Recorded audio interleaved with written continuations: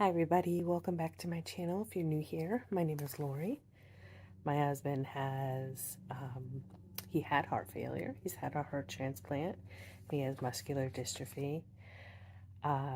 If you would like to be part of this community, follow along with the journey, maybe be part of it, just go ahead and hit that subscribe button. Once you hit subscribe, you'll see a little bell. If you hit that, you'll be notified anytime a new video pops up. But welcome. Love to have you along as part of our community here. We talk about just the journey that we've been on with my husband's illnesses. We talk about my being a caretaker and what that's been like, and kind of just trying to get life back, and just day-to-day life when it comes to those kind of things. So welcome. What I have come to realize recently is that I've been giving kind of bits and pieces of the story of our background, and looking back, like when I watch other people's channels, I get invested, probably too easily, but you get invested in whatever video you happen to be watching, and then you say, oh, I want to know what happened. What got them to this place that they're making this video? What got them here? So then you start to look, and sometimes it's very easy to find and to come across any videos that explain. Sometimes there's no video at all, no explanation, no written anything about what has happened. And I realize that's obviously not what I want. That is so frustrating when you want to be invested, you want to find out the story, and you just can't. So I don't want to have that happen. So that's what we're going to do. You may have gotten, like I said, if you've watched any of the other videos, bits and pieces of the story. So I'm going to try to, it's a long story. So I'm going to try to just kind of condense it and give you the background of how we got where we are. So, we got married September 14th, 1996. I believe I've said in my past videos, 1997. Little housekeeping. That's not the right year. So September 14th, 1996. And my husband is a Marine Corps veteran, disabled Marine Corps veteran. Everything was great probably for the first maybe 2 years. And then he started getting really, really tired. That was probably the first clue that something was going on. He has now what we found out called Emery-Dreifuss muscular dystrophy. It is a muscular dystrophy that affects mostly children. It starts out when you're younger, when you're a child. Maybe he had it and nobody ever knew, but it definitely did not affect him when he was much, much younger. And so again, he started getting really tired, and eventually we made the decision for him to stop working and open his own business, because then he could basically, if he needed to take time off, or he needed to, go into work late or whatever, we just found that those days were becoming more and more, and it was getting more and more difficult for him to get up and go to work. He was working retail at the time, so he was doing overnight shifts and he was doing day shifts, and to be honest with you, we thought maybe that was affecting him. We didn't know. So then it just really progressively started getting worse, and we started getting him tested for all kinds of things, and they finally found that he had Lyme disease and Ehrlichia, which is another tick-borne illness. Supposedly, you get very, very sick with Ehrlichia. So they did it again we live in Connecticut, through the Connecticut State lab, and it came back positive again. So we started a journey of finding a specialist that we had to pay out of pocket, and he really didn't get any better. As a matter of fact, he progressively was getting worse, and we couldn't figure out what was wrong. He actually was back working with a company at this time and had to take a leave of absence. I think I'm skipping around a little bit, but he was a construction manager. So when he did his own business, he worked in construction. He's very knowledgeable when it comes to all things construction, and he was having a hard time.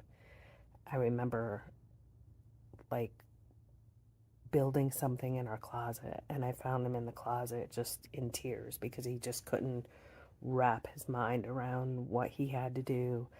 And that was another indication that something was very, very wrong. He took FMLA, family medical leave of absence, and we tried to get, and I think it was short term, and we had to fight for it, and we almost lost our house, and finally got that. And then we were trying to do long-term disability after that because he wasn't better. And I remember clearly we were behind on so many things. We were living paycheck to paycheck. So I remember them telling us, the insurance company telling us, we will approve this disability, but you have to say that it's for not for a physical disability, but a mental disability. We found out much later that when you agree to that, there's a 2-year cap. So they only have to pay disability for 2 years. When it's a physical, I believe they're both physical, but when it's a physical disability, not a mental disability, there's no cap. At the time, we were cornered, so we were going to lose everything. We were going to lose our home. We were way behind on all of our bills, so we agreed to it because in our minds, 2 years will get him better. He'll be fine. He'll be back to work. Everything will be fine. So I'm sure you can guess 2 years later, that did not happen. And in the meantime, we were trying to get Social Security disability for him. We were denied that no less than 3 times. We finally had to get a lawyer. But at this point, the insurance was running out. We had just gotten denied for the however many time with Social Security. We ended up having to sell the home that we had just finished remodeling, and we had to move from Connecticut to Florida to move in with my parents. They were living there at the time, and I have to say that was honestly probably the lowest point of our lives. We had to uproot our children. It wasn't easy. So we moved in with my parents. It took probably about 2 years at that point to get Social Security. We had to come back to Connecticut. That was considered probably the only vacation we've ever been on except for our honeymoon. We had to travel back to Connecticut for hearings, and he finally was approved. So we discussed as a family, do we want to stay in Florida? Because now we're there almost 2 years. Or do we want to come back? And everybody wanted to come back, so that's what we did. And he continued to get sicker. And we found a lot of great doctors here in Connecticut, started doing a lot of testing, and he had neuropathy at the time, but no diabetes. He had a wonderful, amazing neurologist who decided, let's do some testing. Let's do some genetic testing. See if we can find out why you have the neuropathy. At this point, his dad had passed away. His dad had neuropathy, but he had diabetes. His dad had heart disease. So, because we couldn't really get answers, we decided to go the route of genetic testing. When those tests came back, at this point he had AFib. So we knew that there was a little something going on with his heart. Nothing major at that point. The test came back, Emery-Dreifuss muscular dystrophy. We started learning more about it. We found out that it affects the heart severely. So at that point, he referred us to a cardiologist. Was starting to get a bunch of tests done. And that's when everything really started going downhill. He just was so weak and tired, and his whole body hurt, and we couldn't figure out why. So just to kind of keep our head above water and keep him busy, he did a little side work for like the neighbors and stuff like that. And he did that for a few years. And fast forward to 2018, he was outside with our dog, and somehow, still don't know how to this day, he crawled back into the house. He collapsed while he was outside. It was at night. And, you know, we didn't realize what was wrong with him at the time. We call 911? Do we not call 911? And finally he was trying to stand and he just fell to the floor, and we ended up calling. We had a wonderful neighbor whose son was on the fire department. I would say he called every single person who works in emergency in our town. They were all in our kitchen, and his heart was like, it was beating, it was almost 300 beats per minute. And they gave him some medicine to slow it down. It didn't slow down. And the EMT said that they had to shock his heart.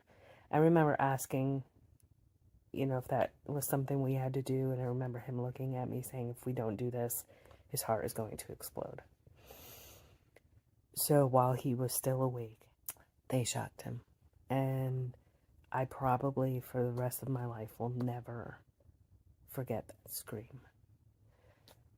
And they finally got it lower, brought him to the hospital, and that started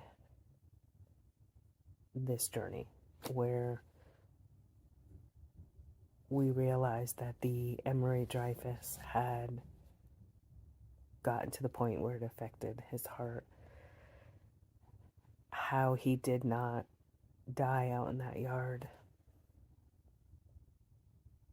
it just wasn't his time, because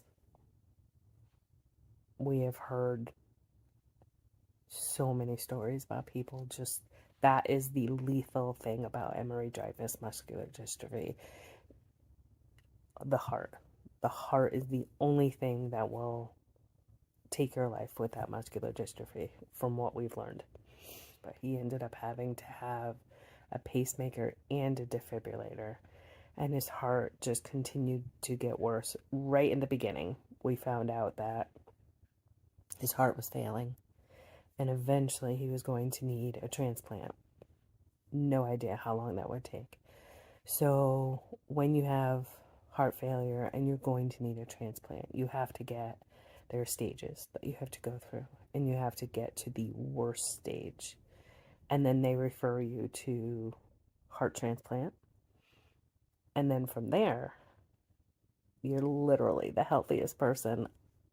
And then you have to go through their stages before you qualify for the actual transplant. So we had to do that, and that took a good couple of years. You literally are watching this person that you love get worse and worse and worse, to the point of, he just wanted to go. He just wanted to die. It just wasn't a life that he was living. And then we finally got referred to transplant. this is very Reader's Digest version of this because this was years of this. This was surgery after surgery and test after test and hospitalization after hospitalization. I can't tell you how many times he ended up in the hospital for weeks at a time. Just,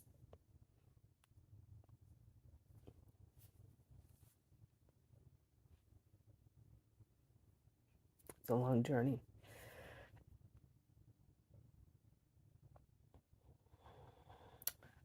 long road. And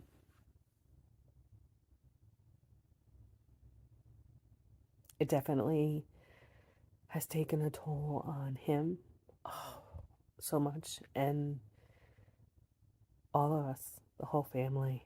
I started therapy well in the middle of this, and with the pacemaker and defibrillator, you get PTSD because you never know when that shock is coming. There was one in particular, he got shocked 19 times over the course of all the years he had it. And there was one, we literally were at Yale and left the doctor's office. He had a checkup. We were there. We actually thought about moving because he was there so often that we thought about moving closer to the hospital. But we left the doctor's office. We were in the garage. We were paying. He said, "I'm going to go to the car. I'm tired." And I said, "No, no, you're not going anywhere without me." And he literally collapsed on the floor, gone, right in front of my eyes.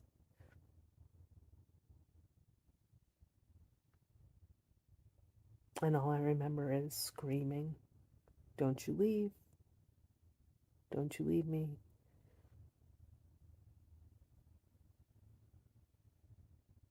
And I think that was one of the hardest ones.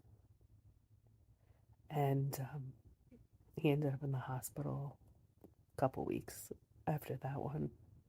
They had to monitor him and make sure, change his medicines and stuff like that. Sorry. But I remember him,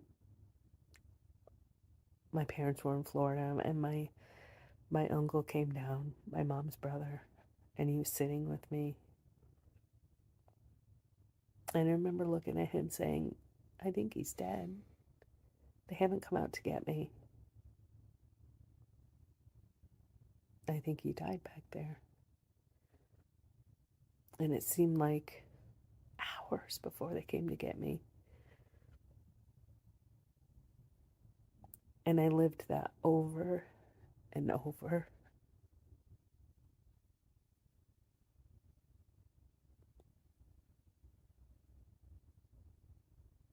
I'm sorry.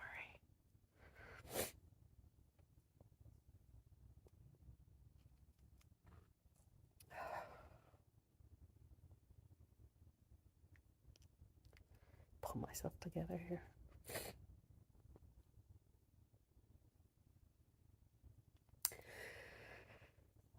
But anyway, after a lot of testing, excuse me,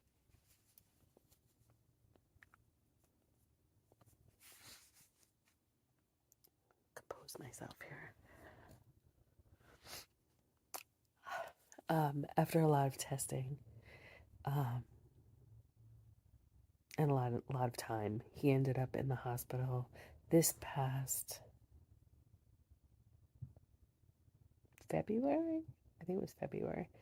And they kept him on the transplant list last December or January, but was still able to be home. And we were told that because he was home, he probably was not on the top of the list. People that are in the hospital are further up on the list than people who are able to still be at home. And he just, at that very end of it, it happened very, very fast, where he just got to the point of couldn't be home anymore. And he ended up in the hospital. I want to say it was like February. And they put a device in him called an impella, which basically is, I think it's a type of LVAD, so it's like an assisted device. Kept his heart pumping, kept the blood flow to his other organs so they didn't get affected, which is something that can happen if the blood flow is not good. And he was in the hospital for a couple months. I remember I was there almost every single day. And on his birthday, April 11th, we got word that there was a heart for him, possibly. That happened a few times. And he didn't end up getting that heart. It wasn't viable.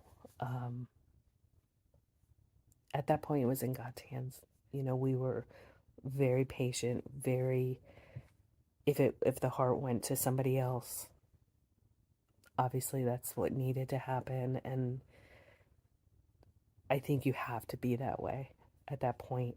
And he finally got his heart from an amazing family. I will go into more detail with that in another video. But I will say this, I will say this journey has opened my eyes to transplant. And if I open one person's eyes to the possibility of being an organ donor, then I've done my job. To honestly say, there might be other reasons, but I never really gave it a thought until we ended up in this world. And I wouldn't hesitate to do that now. I mean, scream it from the rooftops. Every single organ that could be used in my body, I want it given to somebody who could benefit from my death. But on the worst possible day of this family's life, they made the decision to save others. And there are no words to explain what kind of gift that is. So I will get into that in another video, but he ended up on April 27th getting his heart. Unfortunately, after he got it, we did almost lose him. I documented everything in the hospital after that so he could see it, and it's been October 27th, 2024 will be 6 months since his surgery, and he still hasn't looked at the pictures or watched the videos that I've taken. It's still very, very difficult for him to do. So after his surgery, usually you wake up a few hours after. The next day they take the tubes out and they start to wake you up. And he was under for 4 days. And to walk into that room and see all the machines, and they call them trees, all the, there, I couldn't even count them. There were so many, and just keeping him alive. And after the transplant, he ended up, the doctor came out to explain to us that they had to basically do whatever they could to save his life, and that taxed his kidneys. His kidneys still haven't recovered, and it's been 6 months. We're hoping eventually they do, but I After about 4 days, he started to improve. They removed the tube, and then I would say about, there was somewhere between 3 and 5 days, he was not my husband. He was not my children's father. It was very hard for all of us to see. He was a child. His mind was that of, I'll give it 3. I'll give it a 3-year-old.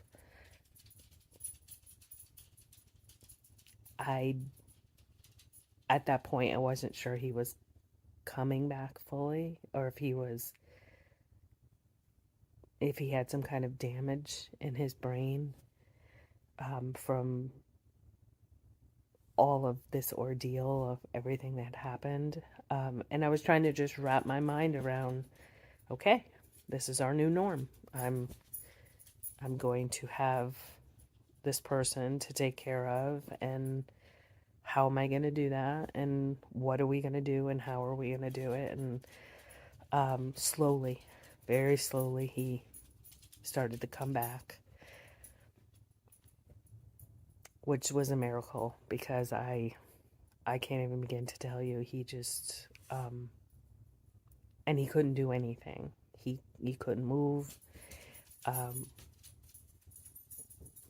There are no words to describe the after part of, and hopefully that's not the norm for everybody. I don't think it is. We saw people, walking on the floor that had just had transplants and valve replacements and everything else, and just something happened. Called it something else first, and then they settled on ketoacidosis after a couple days. I think they were more concerned about just dealing with the symptoms and what was happening and saving his life than figuring out a name for this. I don't know. I have no idea, but it was a blur. It was a lot of, I'm hearing things, but I'm not hearing them. And thank God my daughters were there, because they heard a lot of things that I just wasn't processing. And it just took a lot of time. But yeah, after that, he started getting stronger, and he came home in May. And that journey continues after you have heart transplant. There's still a lot of doctor appointments. There's once a week blood tests. There's biopsies and catheterizations. And he just started cardiac rehab and changes in medicines, and so many medicines. And his white blood cell count is low. And, it's a lot. It's just a lot. It's a lot to process. It's a lot to do. But that's basically the story in a nutshell. I don't know how I was able to tell that in this amount of time, but I wanted to give everybody the full story of how we got to where we are, so you could understand when I post these things what it is I'm talking about when I talk. And I'm so sorry, in those first few videos I was just like bits and pieces, and then I realized no, I gotta tell the whole story. It's kind of important to this journey, so I will make other videos. I apologize for looking like I just woke up. I didn't, but I had flu and COVID shots, and making me a little tired. So I will continue with the videos either later today or tomorrow. So again, if you would like to follow this journey, be part of this community, I would love to have you. And all you have to do is click the subscribe button. If you want to get notifications when a new video goes up, after you subscribe, there's a little bell that pops up. Just click that bell. You'll get notifications. Feel free to comment, like the videos. That would really help to grow the channel. And I will see you next time. Thank you.